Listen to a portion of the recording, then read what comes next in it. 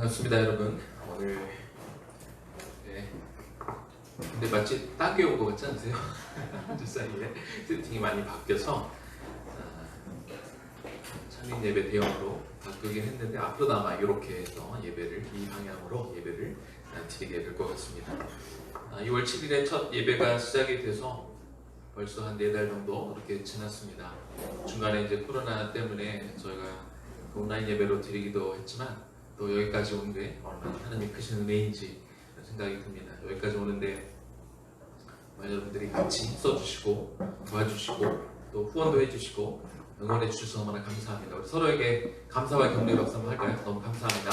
여기까지 우리 모두 여러분들 덕분에 감사합니다. 네. 잠깐 기도하겠습니다. 하나님 감사합니다. 여기까지 오게 하신 건 다 하나님의 은혜인 줄로 믿습니다. 하나님의 섭리 가운데 이 은혜나무가 세워졌는데 이제 막 뿌리를 내립니다. 하나님, 우리가 겸손하게 또 하나님의 음성을 들으며 순종하는 마음으로 이 교회를 반듯하게 세워가게 하여 주옵소서. 더 깊이 뿌리 내리는 시간이 되기를 원합니다. 오늘 성경 강림주일에 특별히 창립 예배를 우리가 드리면서 정말 성령에 이끌려 가는 교회가 되게 하시고 하나님의 뜻을 쫓아가는 그런 교회가 되게 하여 주옵소서. 드려진 예물 위에도 하나님 마음껏 축복하시고 이 드려진 예물이 쓰여진 곳곳마다 하나님의 나라가 선포되어지고 하나님의 나라가 확장되게 하여 주옵소서. 또 우리의 예물뿐만 아니라 우리의 물질뿐만 아니라 우리가 언제나 우리는 하나님이 맡겨주신 청지기임을 우리가 잊지 않게 하여 주셔서 우리의 시간도 우리의 에너지도 우리의 가지고 있는 모든 것을 다 하나님의 때에 하나님이 원하시는 방법으로 하나님이 원하시는 곳에 하나님이 원하시는 만큼 기쁨으로 내어드릴 수 있는 우리 모두 되게 하여 주옵소서. 예수님 이름으로 기도 올려드립니다. 아멘. 오늘 예배 마치고 나면은요 우리 바로 화장실만 갔다가 저희가 그 특송 연습을 먼저 좀 하도록 하겠습니다. 특송 연습을 하고 나서 그리고 또 준비했다 제가 조금 준비하도록 하겠습니다. 오늘 말씀은 사무엘상 19장 18절 24절까지 말씀입니다. 사무엘상 19장 18절에서 24절까지 말씀인데요. 여러분이 한 절씩 교독하면서 하나님의 말씀을 갖도록 하겠습니다. 제가 먼저 읽겠습니다. 다윗이 도피하여 라마로 가서 사무엘에게로 나아가서 사울이 자기에게 행한 일을 다 전하였고 다윗과 사무엘이 나윗으로 가서 살았더라.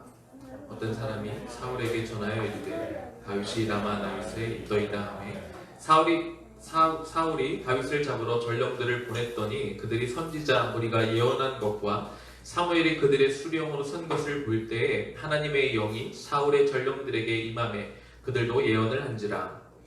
어떤 사람이 그것을 사울에게 알리매 사울이 다른 전령들을 보냈더니 그들도 예언을 했으므로 사울이 세 번째 다시 전령들을 내보냈더니 그들도 예언을 한지라. 예, 사울도 라마로 가서 세구에 있는 큰 우물에 도착하여 물어 이르되 사무엘과 다윗이 어디 있느냐. 어떤 사람이 이르되 라마 나윗에 있나이다. 사울이 라마 나윗으로 가니라. 하나님의 영이 그에게로 임하시니 그가 라마 나윗에 이르기까지 걸어가며 예언을 하였으며 우리 함께 읽겠습니다. 그가 또 그의 옷을 벗고 사무엘 앞에서 예언을 하며 하루 밤낮을 벗은 몸으로 누웠더라. 그러므로 속담에 이르기를 사울도 선지자 중에 있느냐 하니라. 아멘.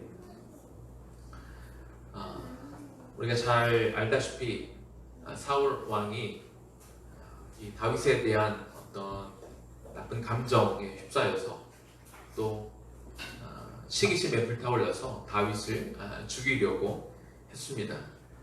그래서 어느 날 하루는 사울 왕이 창을 집어들고 다윗에게 던졌는데 가까스로 다윗이 피하죠. 그리고 이 죽음의 위기를 벗어나고 그리고 나서 곧바로 다윗이 어디로 갔냐면 사무엘 선지자에게 찾아갔습니다.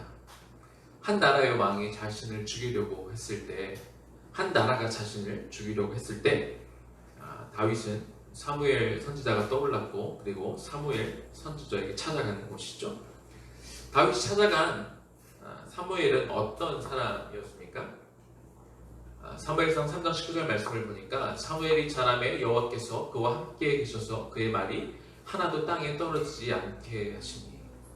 이 말씀 보면 여러분 좀 부럽지 않습니까? 사무엘이 하나님이 늘 함께 동행하시고 같이 계셔서 그가 하는 말, 좀 기도하는 거겠죠? 그의 기도가 하나도 땅에 떨어지지 않았다 이렇게 표현할 만큼 사무엘은 그렇게 영적인 사람이었습니다. 또 사무엘상 7장 13절 말씀을 보니까 이에 블레셋 사람들이 굴복하여 다시는 이스라엘 지역 안에 들어오지 못하였으며 여호와의 손이 사무엘이 사는 날 동안에 블레셋 사람을 막으시매. 사무엘이 또 얼마나 영적인 사람이었는지, 그가 얼마나 영적인 권위가 강했는지, 사무엘이 선지자로 통치하고 있는 그 동안에는 그 막강한 블레셋이 이스라엘을 한 번도 쳐들어오지 못했다. 그렇게 말하고 있습니다. 쳐들어왔어도 한 번도 이겨보지 못했던 그만큼 영적인 파워가 사무엘 선지자에게 있었던 것이죠. 하나님은 옛날도 그렇고 지금도 마찬가지입니다. 하나님은 어떤 일을 하실 때 어떤 방법을 찾으시는 게 아니라 하나님은 언제나 사람을 사용하십니다. 사람은 어려운 일을 당하게 되면 이 문제를 어떻게 해결해야 될까 그 방법을 먼저 찾지만 하나님은 그 일을 이루시기 위해서 기도하는 그리고 신실한 사람을 하나님이 찾으십니다. 왜냐하면 하나님이 역사를 일으키시는 동안 물론 하나님이 직접 하시는 일도 있긴 합니다만 대부분 하나님은 신실한 사람을 통해서 하나님의 역사를 이루어 오시기 때문에 그런 것이죠. 에레미야서 5장 1절 말씀에 이렇게 기록이 되어 있습니다. 너희는 예루살렘 거리로 빨리 다니며 그 넓은 거리에서 찾아보고 알라. 너희가 만일 정의를 행하며 진리를 구하는 자를 한 사람이라도 찾으면 내가 이 성읍을 용서하리라. 하나님이 이 패역한 이스라엘을 심판하시기 전에 에레미야 선지자에게 말씀하십니다. 네가 단 한 사람이라도 이 땅 가운데 거룩한 사람, 이 땅 가운데 정의를 행하는 사람, 이 땅 가운데 공의롭게 행하는 그런 사람을 찾을 수 있으면 내가 심판하지 않겠다. 이렇게 말씀하고 있습니다. 그래서 에레미야는 그 신실한 하나님의 사람을 찾아보려고 애썼지만 그러나 그 한 사람도 그는 찾을 수가 없었습니다. 의회나무 교회, 우리가 함께하고 있는 이 의회나무 교회, 사실은 지난주도 잠깐 말씀드렸고 이미 여러분들 아십니다만 의회나무 교회 사정이 그렇게 안정적이라고 말하기는 어렵습니다. 그러면 어떻게 하면 의회나무 교회가 안정적이 될 수 있을까요? 우리가 계약서를 몇 년짜리 받으면 이 교회가 안정이 될까요? 1년이면 제가 이야기를 들어보니까 1년이면 새로 세워지는 교회들이 꽤 있는데 세워지는 교회보다 문을 닫는 교회가 더 많다고 제가 그렇게 들었습니다. 그런데 그 교회들이 다 계약서가 없어서 다 문을 닫는 것일까요? 아마 대부분의 교회들이 다 계약서가 있지만 여러 가지 사정으로 문을 닫을 것입니다. 의회나무 교회에 얼마나 더 많은 사람이 출석하면 이 교회가 안전해질까요? 얼마나 더 많은 재정이 들어오면 이 교회가 안전해질까요? 의회나무 교회에 아주 기가 막힌 프로그램을 찾아서 그 프로그램을 도입하면 이 교회가 안전하고 튼튼해질까요? 하나님은 교회에 몇 명이 오는지 어떤 프로그램을 사용하는지 물론 그게 아예 의미가 없다고 말할 수 없겠지만 그런 거에 큰 관심이 있으실 것 같지는 않습니다. 하나님이 찾으시는 것은 하나님의 교회를 통해 찾고자 하는 것은 신실한 사람, 정의로운 사람, 하나님의 공의를 행할 수 있는 사람, 하나님의 나라와 의를 먼저 구하며 찾는 그런 사람을 찾고 계시는 것이죠. 하나님이 그런 사람을 한 명이라도 찾으면 예레미야 선지자에게 이 민족을 구원하겠다. 너희 이 나라를 내가 구하겠다라고 말씀하시는데 당신의 핏값으로 세우신 이 교회 안에 한 사람이라도 정의를 행하는 사람, 공의를 행하는 사람, 신실한 사람이 이 교회에 있다면 우리가 몇 년짜리 계약서를 갖고 있건 몇 명의 성도가 있건 우리 교회 재정에 얼마나 많은 돈이 있건 상관없이 이 교회가 안전하게 될 줄로 믿습니다. 그 한 사람이 여러분의 가정에 있을 때 여러분의 가정이 살 것입니다. 그 한 사람이 여러분의 일터에 있으면 그 일터가 살아나게 되겠죠. 그 한 사람 때문에 공동체가 살아나고 그 한 사람 때문에 교회가 살아나고 그 한 사람 때문에 나라와 민족이 살 수 있게 되는 것이죠. 사실 다윗은 사무엘 선지자를 찾아갔다고 말씀을 드렸는데 다른 선택을 할 수도 있었습니다. 지금이야 다윗이 사울 왕에게 쫓기는 신세였었지만 한때 다윗이 어떤 사람이었어요? 사울 왕 밑에서 군대 장관을 하던 사람이었습니다. 지금으로 치면 국방부 장관을 하던 사람인 거예요. 물론 나중에 사울의 시기를 받아 천부장으로 강등이 되긴 했지만 여전히 군대 안에서도 다윗을 존경하고 따르는 신복들이 많이 있었다는 겁니다. 그가 마음을 먹었으면 그래서 군대 안에 있는 자신의 휘하들, 자신을 따르는 군인들을 찾았다면 지금 사울 왕의 상태가 좋지 않고 그리고 다윗의 공로가 매우 크고 백성들의 신임을 많이 받고 있었기 때문에 어쩌면 그가 군대를 선택했다? 그의 어떤 휘하 장수들을 찾아갔다 그러면 자신을 따르는, 다윗을 따르는 많은 사람들이 있었을 것입니다. 그리고 그가 어쩌면 무력으로 쿠데타를 일으켜 그가 왕권을 어차피 하나님께서 자신에게 기름 부으신 것을 이미 알고 있는데 그것을 명분 삼아 그가 나라를 빼앗는 그런 일이 가능했을 수도 있습니다. 그런데 만약 다윗이 사무엘 선지자가 아니라 자신의 군대를 찾아갔다면 자신의 부하 지휘관을 찾아갔다면 어떻게 됐을까요? 당장의 눈에는 이 군대가 더 힘이 있어 보이고 더 많은 군인들이 자신을 지켜줄 수 있다고 그렇게 생각이 들 수 있었지만 그러나 그것은 하나님의 뜻이 아니었기 때문에 다윗은 군대를 찾아간 것이 아니라 사무엘 선지자에게 간 것이죠. 사무엘 선지자를 찾아갔다는 게 어떤 의미입니까? 우리가 아까 사무엘 선지자가 어떤 사람인지 이미 충분히 말씀을 드렸습니다. 사무엘 선지자를 찾아갔다는 것은 이 위기, 다윗이 겪고 있는 이 어려운 상황을 자신의 의지로 어떤 인간적인 방법으로 풀어내겠다가 아니라 내가 하나님 안에서 이 문제를 풀겠다. 이 의지가 바로 여기에 드러나는 것이죠. 우리가 가끔 힘이 들고 어려운 일을 겪을 때 이야기하고 싶잖아요. 그래서 자기와 함께 이 어려운 상황을 토로하고 또 누가 나를 힘들게 하면 누구 딴 사람 찾아가서 실컷 막 그 사람 같이 욕해줄 사람을 우리가 찾아갈 수도 있습니다. 그런데요, 물론 그럴 수 있어요. 그 사람 가서 좀 마음도 풀어줘야 되니까 그럴 수도 있습니다. 그런데 그렇게 끝내면 안 돼요. 물론 그렇게 할 수는 있지만 그게 마지막이 되어서는 안 되는 거죠. 사람을 찾아가려거든 끝에는 궁극적으로는 여러분에게 영적으로 조언해 줄 수 있는 사람을 찾아갈 수 있어야 되죠. 진짜로 그냥 말로 기도해 줄게 라고 끝낼 사람이 아니라 정말로 나를 염려하며 나를 위해 기도해 줄 사람, 그 사람을 찾아가야 되는 거죠. 그런 사람에게 우리가 가야 합니다. 저에게는 그런 사람이 또 한 명 있습니다. 사랑하는 아내가 또 있지만 아내하고 가장 많은 얘기를 하지만 제가 어제 이 부분을 어젯밤에 사무실에서 이렇게 타이핑을 하고 있다가 오늘 다윗의 사무엘 선지자에게 갔잖아요. 그랬더니 순간적으로 떠오르는 사람이 하나 있었어요. 왜냐면 제가 아는 분 중에도 사무엘이 한 분 계시거든요. 선지자는 아니지만 목사님이세요. 그분은 비록 이제 교회의 부목사이긴 하고 청년 목회자이기도 하고 저보다 나이도 많이 어리시기도 하고 그렇지만 그분과 좀 교제하고 이야기를 나눠보면 그분이 목회를 갖고 있는 뜻이 너무나 순전해요. 너무나 신실해요. 그리고 맡겨진 영혼을 돌보는 일이 가장 최우선이고 그 일에 모든 것들을 다 쏟아붓는 그 모습을 보면서 제가 그분을 만나면 늘 힘을 얻어요. 저렇게 목회해야지. 저게 목회자가 가는 길이지. 저게 소명을 받은 사람이 받는 태도이지. 라는 걸 제가 이렇게 느끼고 힘을 얻는데 어제 여기까지 이렇게 타이핑을 하다가 사무엘 선지자를 찾아갔다니까 갑자기 그 목사님 이름이 생각이 나더라고요. 그래서 설교를 준비를 하다 말고 이제 사무엘 목사님한테 전화를 드려서 그분이랑 통화를 하고 목사님 사실 제가 이래서 제가 전화를 드렸어요. 목사님 목소리를 들으면 힘이 날 것 같아서 전화를 드렸어요. 그랬더니 되게 겸연쩍어 하시면서 이렇게 웃으시더라고요. 그러면 제가 그분에게 그랬어요. 목사님 제가 내일 이 얘기 할 거예요. 그래서 제가 한 30초는 더 얘기할 수 있을 것 같아요. 이야기를 하면서. 그러고 막 웃었는데 우리도 그런 사람이 필요한 거예요. 우리도 위로가 정말 기도해 줄 사람, 신실한 사람, 나에게 힘을 줄 수 있는 그런 사람을 찾아갈 수 있어야 되는 것이죠. 그런데 내 주위에 그런 사람이 한 명도 없다. 그때는 어떻게 할까요? 그때는 바로 주 앞에 곧바로 나아가시면 되는 것이죠. 적어도 우리가 그냥 사람에게 하소연하고 끝내서는 안 되는 것입니다.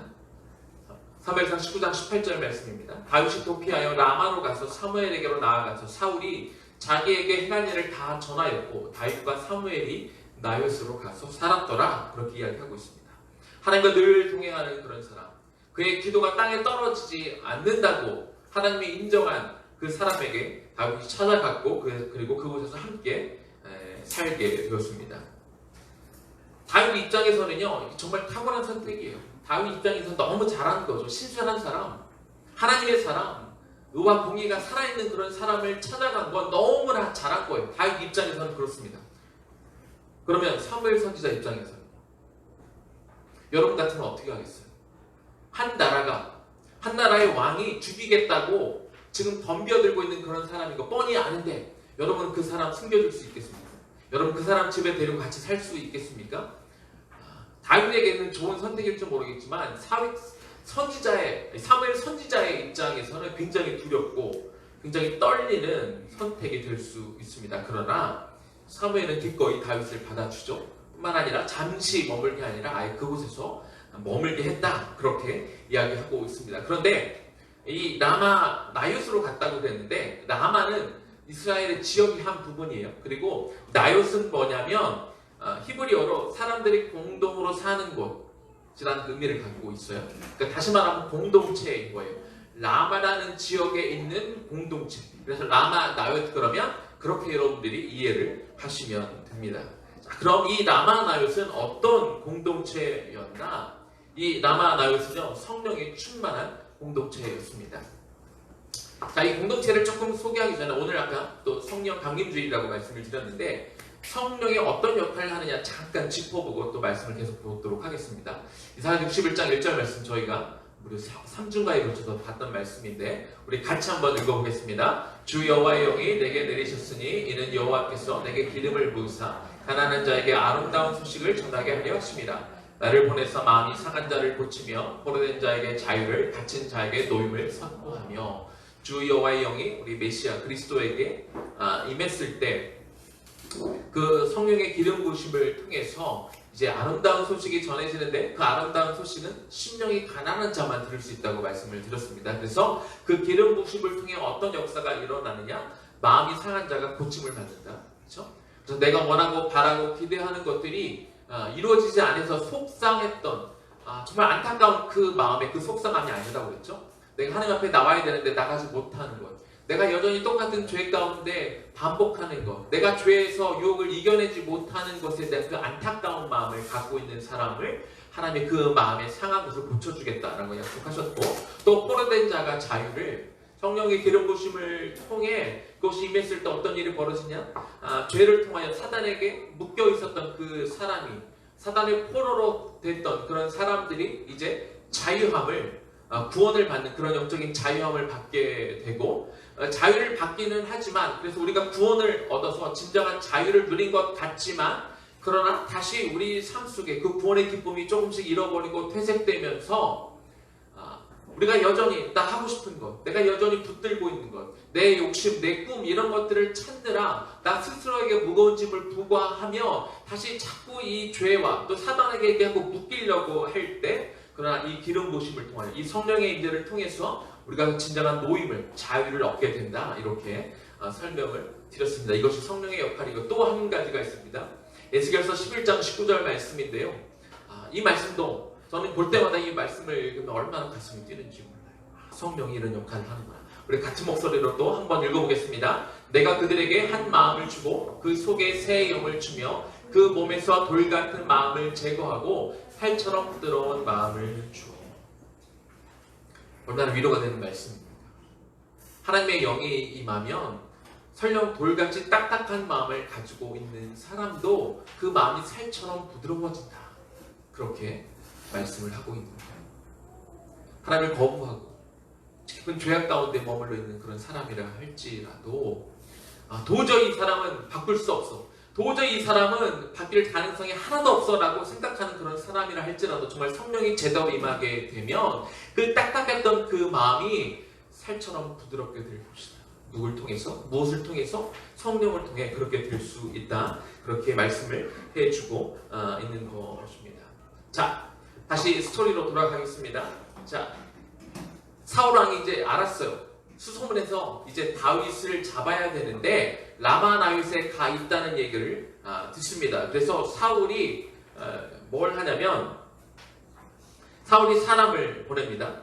사울이 다윗을 잡으러 전령을 보냈더니 그들이 선지자 무리가 예언하는 것과 사무엘이 그들의 수령으로 선 것을 볼 때에 하나님의 영이 사울의 전령들에게 임함에 그들도 예언을 한지라. 사울이 군사를 보낸 거예요. 다윗이 저곳에 지금 사무엘 선지자와 함께 있다는 것을 알고 난 이후로 이제 군사들을 보냈어요. 자, 군사들을 보냈으면 어떤 사람을 보냈겠습니까? 아무래도 무예가 출중한 사람을 보냈겠죠. 그리고 자신의 신복들을 보냈겠죠. 왜냐하면 다윗이 신망이 높은 사람이고 다윗이 인기가 있었던 사람이기 때문에 또 군대 장관까지 했던 사람이기 때문에 어설픈 사람을 보냈다가는 오히려 마음이 설득당할 수도 있기 때문에 아마 마음이 되게 심지가 굳은 사람, 마음이 되게 어떻게 보면 악한 사람, 자기 말을 아주 잘 듣는 그런 사람들을 고르고 골라서 또 무예가 출중한 사람, 아주 용맹하고 사나운 사람을 골라서 아마 사울 왕이 보냈을 텐데 그런데 그 전령들을 보냈더니 그들이 선지자 무리가 예언하는 것과 사무엘이 그들의 수령으로 선 것을 볼 때 갑자기 하나님의 영이 성령이 그들 가운데 임해서 그들도 예언을 하죠. 여기서 예언을 했다는 것은 우리가 어떤 미래에 대한 예언을 했다는 그런 뜻이 아니고요. 원어적으로 어떤 의미를 갖고 있냐면 하나님을 높이고 그가 찬양했다라는 뜻을 가지고 있어요. 분명히 그들이 살기가 등등해서 어떻게든지 왕의 명령을 갖고 갔잖아요. 그들이 왕의 명령을 실행을 못하면 그들도 죽임을 당할 수 있기 때문에 그들이 마음을 단단히 먹고 우리가 반드시 다윗을 잡아서 갈 것이다. 이런 마음으로, 이런 악한 마음으로 왔을 텐데 그 공동체에 들어가자마자 무슨 일이 벌어졌느냐. 하나님의 영이 그들 가운데 임해서 그들의 입 가운데 그들의 입이 열려서 하나님을 찬양하게 되고 하나님을 높이는 일이 벌어졌다. 그렇게 기록하고 있는 일이 한 번만 있는 게 아니에요. 21절을 보니까 사울도 라마로 가서 이제 그 21절에 보면 어떤 사람이 그것을 사울에게 알림해 사울이 다른 전령들을 보냈더니 그들도 예언을 했으므로 두 번째 보냈는데 21절에 그런 일이 또 있었어요. 그리고 나서 21절에 세 번째 또 전령들을 보냈더니 그들도 예언을 한지라 라고 그렇게 기록이 되어 있습니다. 두 번째 전령들을 보냈더니 똑같은 일이 또 반복이 된 거예요. 그래서 세 번째 또 보냈더니 그 일이 또 반복이 되었다는 것이죠.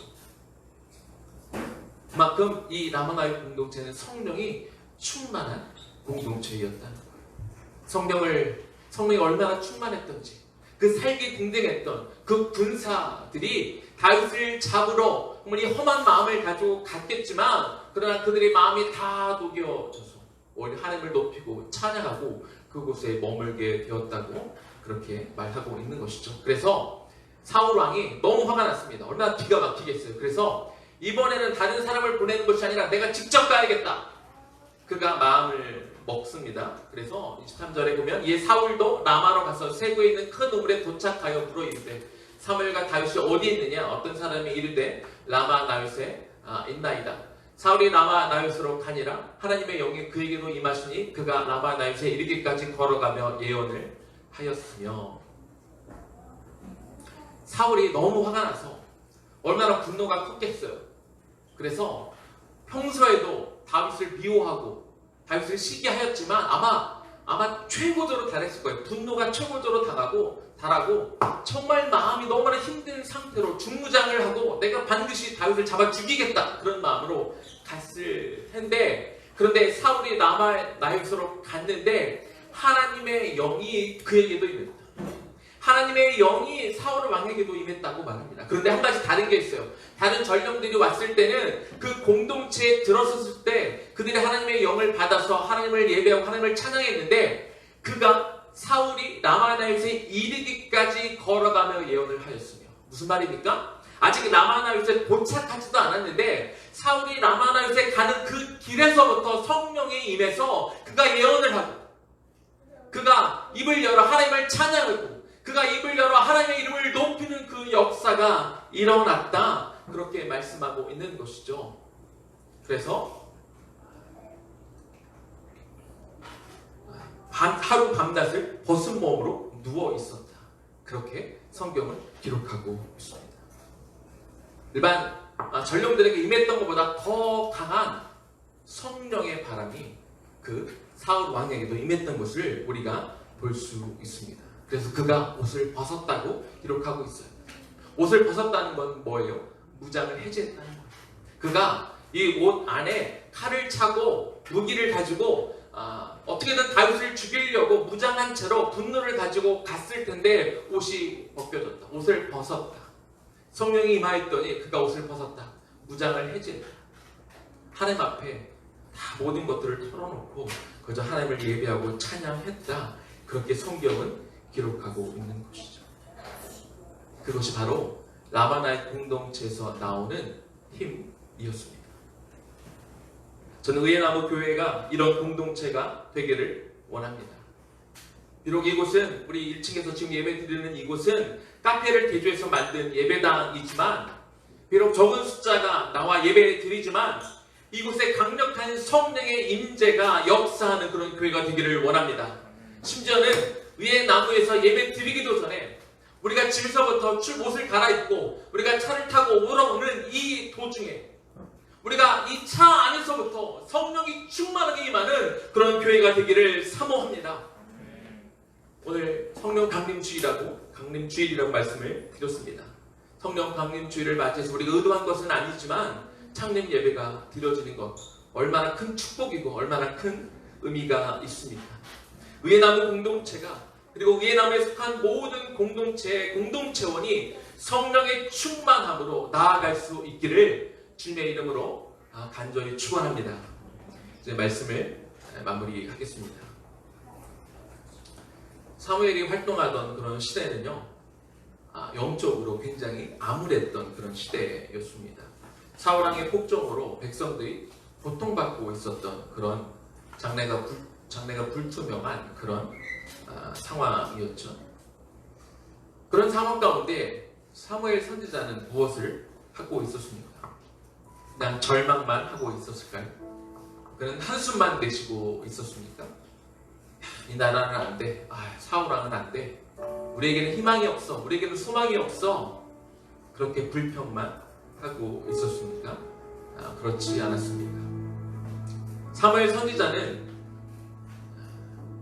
미래를 꿈꾸고 소망을 포기하지 않고 그 시대, 그 공동체를 이끌어갈 다음 세대를 양성하기 위해 최선을 다했습니다. 라마나요시 바로 그런 곳이었어요. 그 시대를 이끌어갈 영적인 지도자들. 비록 지금의 시대는 암울하고 비록 지금의 시대만 보면 아무런 소망이 없는 그런 시대 같았지만 그래서 사무엘 선지자도 그냥 일반 사람들처럼 이 지도자는 힘이 없어. 이 지도자는 아무것도 못해. 절망. 망했어 라고 그렇게 한탄만 하고 불평만 하고 끝나는 것이 아니라 그는 라마 지역에 가서 나요시라는 공동체를 만들고 장차 이 시대를 빛으로 이끌어갈 다음 세대들을 양육하고 훈련하는 그 공동체를 만들어가고 있었다는 것입니다. 이 시대에도 비슷한 이야기들이 들립니다. 이 시대에 정말 존경할 만한 영적인 지도자가 없다고 그렇게 한탄하는 소리가 나옵니다. 왜 우리에게 존경받는 지도자가 없나? 왜 우리에게는 정말로 우리가 따르고 믿을 만한 그런 영적인 지도자가 없나? 절망하고 불평하는 이야기들을 많이 듣습니다. 이럴 때 우리가 해야 될 일이 있다면 앞으로 이 나라와 민족을, 이 교회들을 이끌어갈 새로운 인재들을 우리가 기르겠다는 그런 일들을 우리가 감당해야 될 것입니다. 이것은 교회를 위해서도 중요하고 이 민족을 위해서도 참 중요한 일일 것입니다. 도산 안창호 선생님이 이런 말씀을 하셨습니다. 지도자가 없느냐? 그럼 네가 지도자가 되어라. 우리 교회와 우리 민족을 위해서 저와 여러분이 해야 될 일이 있습니다.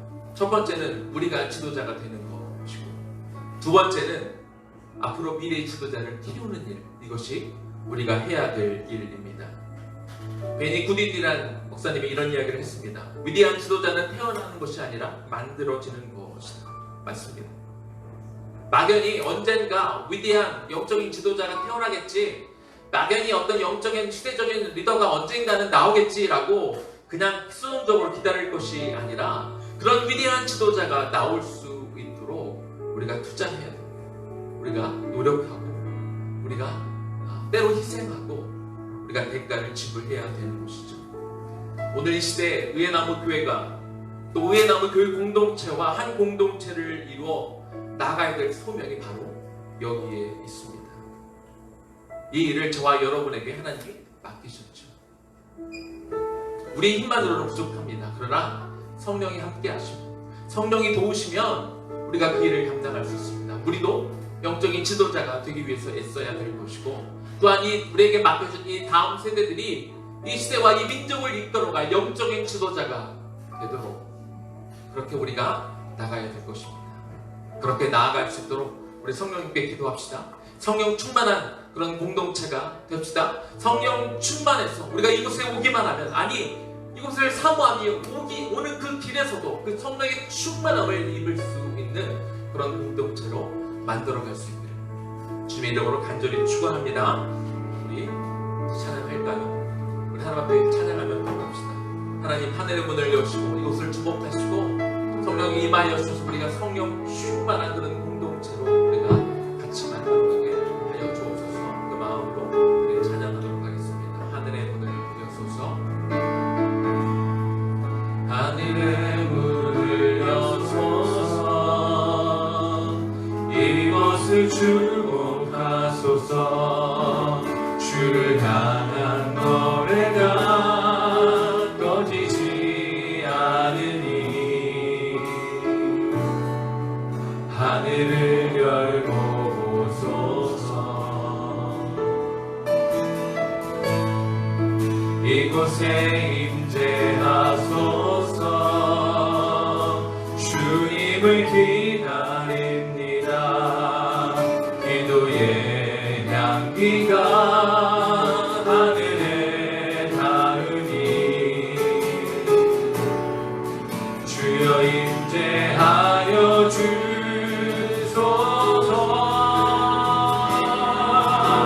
이곳에 오셔서 이곳에 앉으소서.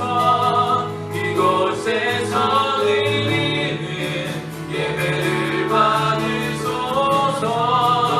주님의 이름이 주님의 이름만이 오직 주의 이름만 이곳에 있습니다. 다시 한번 찬양할까요? 하늘의 문을 여소서. 하늘의 문을 여소서. 이곳을 주목하소서. 주를 향한 노래가 꺼지지 않으니 하늘을 열고 보소서. 이곳에 임재하소서. 주님을 기다립니다. 기도의 향기가 하늘에 닿으니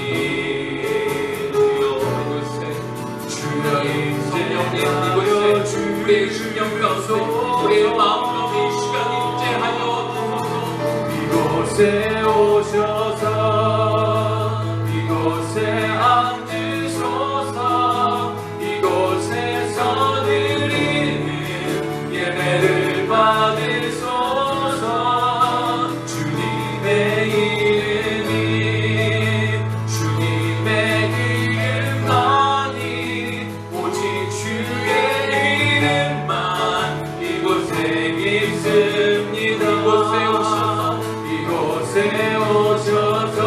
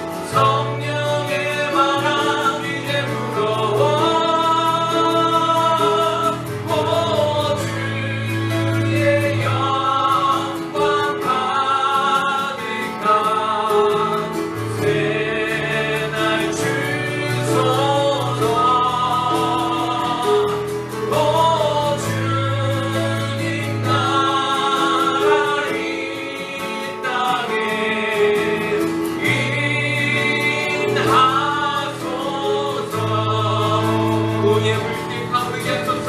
부흥의 물길 가오르게 하소서. 진리의 말씀을 다 새롭게 하소서.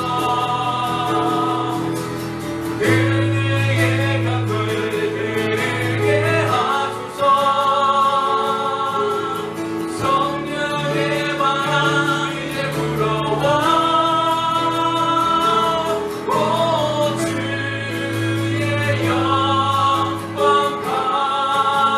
가득한 새날 주소서. 오 주님 나라 이 땅에 임하소서. 이곳에 오셔서 이곳에 오셔서 이곳에 앉으소서. 이곳에서 드리는 예배를 받으소서. 주님의 이름만이 오직 주의 이름만 이곳에 있습니다. 우리가 참 기도했으면 좋겠습니다. 우리 시간 우리 마음을 다해 기도합시다. 오늘 성령 강림 주일이라고 말씀하셨는데 특별히 좀 사모합니다. 우리가 기도할 때, 우리가 마음을 다해서 기도할 때 그 마가의 다락방에 예수님이 부활하시고 승천하시고 그리고 그 50일째 되는 그날 임했던 그 마가의 다락방에 임했던 그 성령이 오늘도 불같이 이 교회 가운데 우리 성도님들 한 분 한 분 가운데 임하기를 소망합니다. 하나님 그 불이 임하게 하여 주옵소서. 하나님 이곳이 나와 나의 공동체가 되기를 원합니다. 하나님 이곳에 하나님의 임재가 하나님 충만한 공동체가 되어지기를 원합니다. 이곳에 드려진 예배 가운데 풍성한 하나님의 은혜를 날마다 누리는 이 교회가 되게 하여 주시옵소서. 하나님의 남은 공동체 하면 정말 성령의 역사가 일어난다고 모두가 인정하는 그런 곳이 되어지기를 원하는 그 마음으로 우리 주 이름 한번 부르고 기도하며 나아가겠습니다. 주여 하나님 시간 기도합니다. 하나님 이곳에 앉으소서. 담긴 주를 만져 이곳에 성령의 예배를 받으소서. 그 역사 하나님 그 마음의 다락방에 있는 것 하나님 모습을 그대로 하나님 그 마음의 역사가 빛나게 모든 이곳들만 원하는 시간입니다. 이곳에 있습니다. 이곳에 오셔서 이곳에 앉으셔서 이곳에서 예배를 받으소서.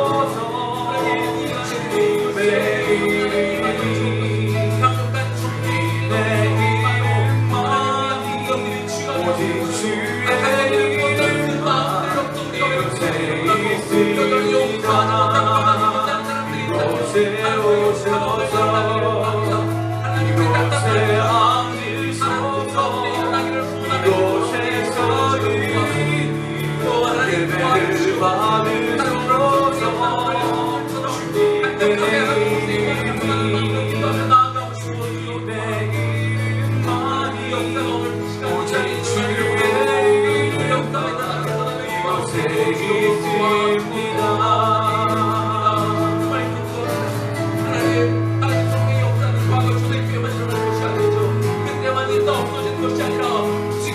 성공을 각보하는 자에게 하나님 자기의 마음을 분별하며 하나님 자기의 착복하며 비려 성공을 구하는 자들에게 하나님 오늘 이 시간에도 성령을 줄 줄로 믿사오니 주여 성령을 부어주소서.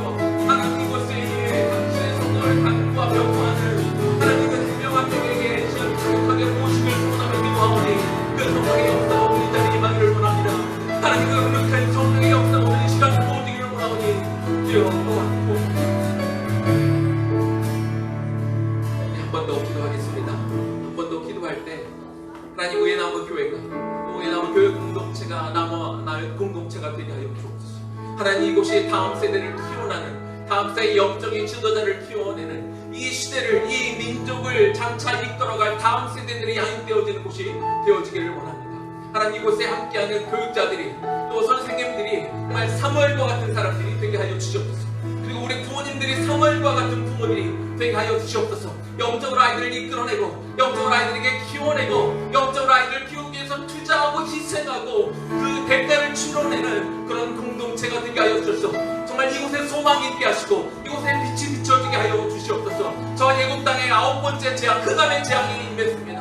온 애굽이 다 깜깜했습니다. 우상을 섬기던 그런 다양한 신들을 섬기던 그곳이 깜깜했지만 이스라엘 백성들이 거하던 고센 땅만 빛이 임했습니다. 하나님 이곳에 하나님 정말 다음 세대를 키워내는 이유의 나무에 하나님의 빛이 비추게 하여 주옵시고 성령이 강력하게 임하여 우리의 다음 세대를 영적으로 충만한 아이들로 자라게 하여 주시옵소서. 그것이 라마나의 공동체가 되게 하여 주시옵소서. 우리의 주 이름 다시 한번 부르고 기도하며 나아갑니다. 주여 하나님의 시간 강력하게 주시옵소서. 하나님 이곳이 이 공동체가 그런 공동체가 되기를 원합니다. 하나님 라마나의 공동체가 하나님 이 시대에 이런 다음 세대들이 우리가 양육되어지기 원합니다. 내 가정에서 양육되기를 원합니다. 하나님 이 남은 공동체도 이 하나님 공동체를 가여 주시옵소서. 이 남은 교회를 위해 이곳에 오셔서 이곳에 하나님의 성령을 우리 다음 세대에게 기름 부어서 우리 아이들에게 기름 부어 주길 원합니다. 하나님 성령을 하여 주시옵소서.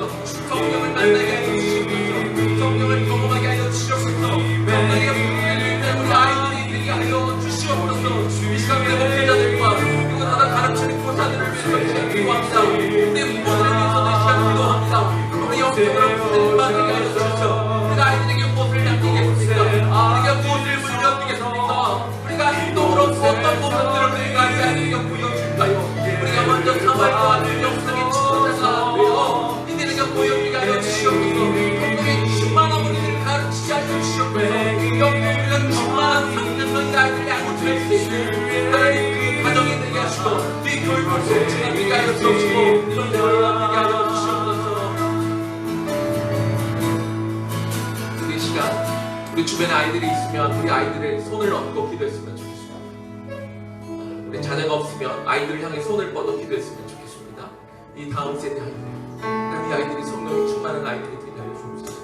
하나님 이 시간 성령께서 친히 안수하여 주옵소서. 우리의 손을 빌어 아버지 하나님의 영이 하나님의 그 손이 우리 아이들에게 닿기를 원합니다. 마가 다락방 임했던 그 오순절의 성령이 우리 아이들에게 정말 이 다음 세대 충만한 아이들로 자라갈 수 있도록 도와달라고 우리 아이들을 손을 잡기도가 함께하고 이 아이들을 축복하며 이 시간 기도했으면 좋겠습니다. 기도하겠습니다. 하나님 이 시간 기도합니다. 우리 다음 세대 하나님 우리 다음 세대 우리 아이들을 축복하여 주옵소서.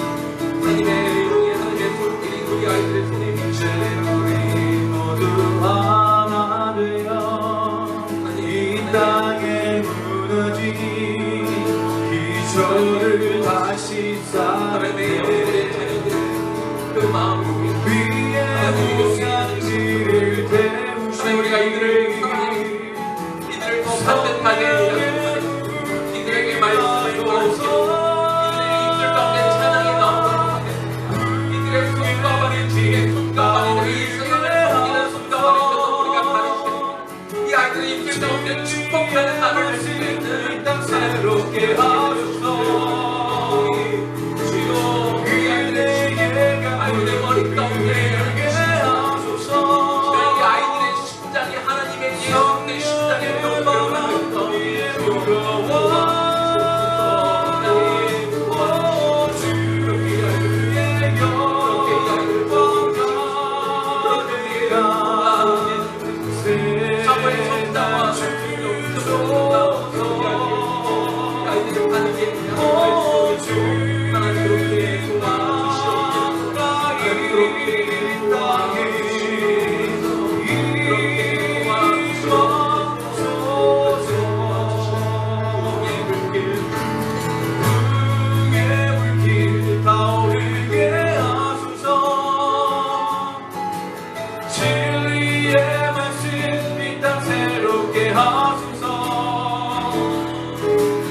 은혜의 강물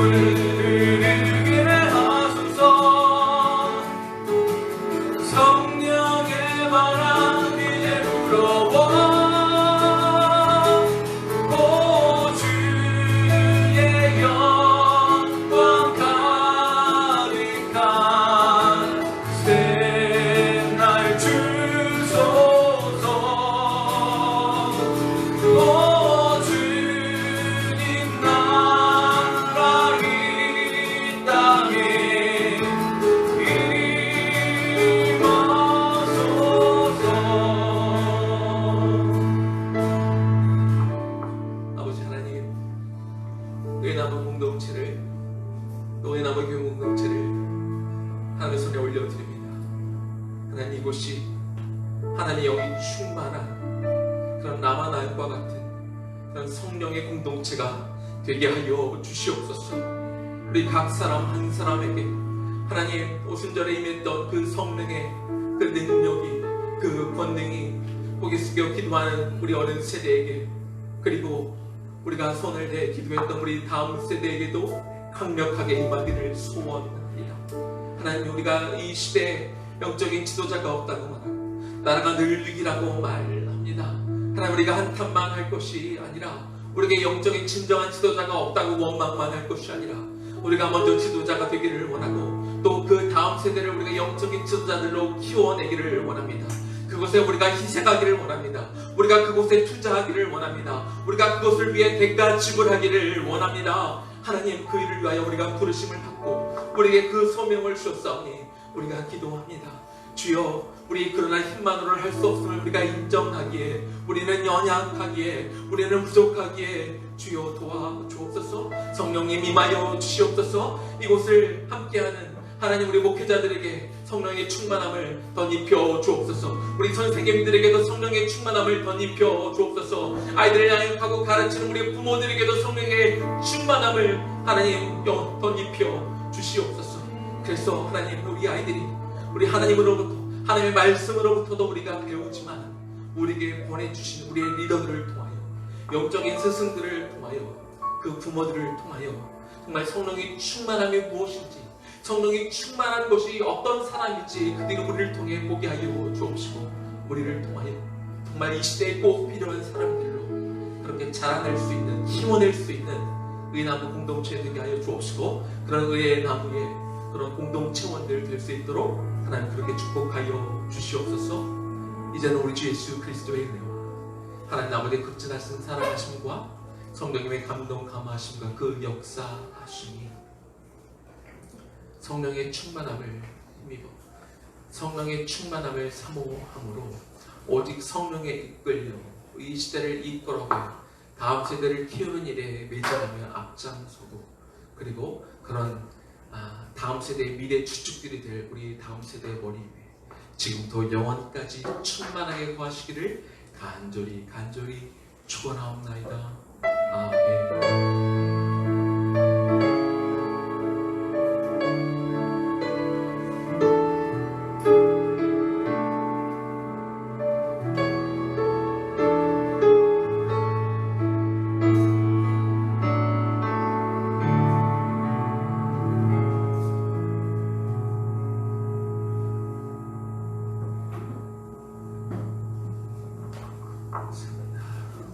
예배는 마쳤고요. 오늘 장님 예배는 5시에 드리도록 하겠습니다. 5시에 드리고 우리 잠시 화장실 갔다가 우리 성도님들은 오늘 특성 연습을 좀 하도록 하겠습니다. 5분 후에 다시 오도록 하겠습니다. 화장실만 다녀 물만 마시고 다시 오시면